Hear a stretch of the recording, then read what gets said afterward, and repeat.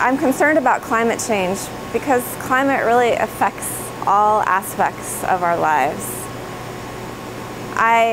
Because I study the atmospheres of the past, I tend to have this perspective where I compare what's happening now to what has happened in the past. And what concerns me from that perspective is that we're entering into a state that we've never seen before, that human civilization has never seen before. And what concerns me most is the unknown. As a parent, I want to prepare my children for their future. And of course, there's always unknowns and uncertainties in everyone's future. But in the case of broader human civilization, we are going towards a state that we've never seen before, ever in human history. And that unknown of what that means for us, especially in a world with 7+ billion people, really concerns me. I worry about destabilization of societies and the political ramifications of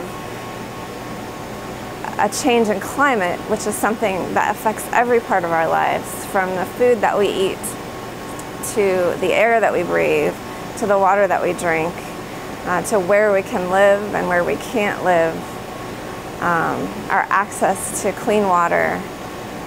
Everything, all of our most fundamental needs are dependent on the state of the climate. And we've developed our societies based on this relatively stable climate that we've had for the past 10,000 years. Agriculture, human civilization developed during this time, and it developed because we could count on the climate being in this relatively narrow range. Okay, we can generally expect that the climate is not going to change dramatically from one year to the next. We can build a city in one location with pretty with good confidence that that city will still be there in 100 or 1,000 years from now. We can set up our farms and our agricultural practices around a certain climate, feeling fairly confident that in the absence of some anomalous years, a drought or more rain than usual, that over the long time scale, we're going to be able to grow crops at that location. And that's all changing.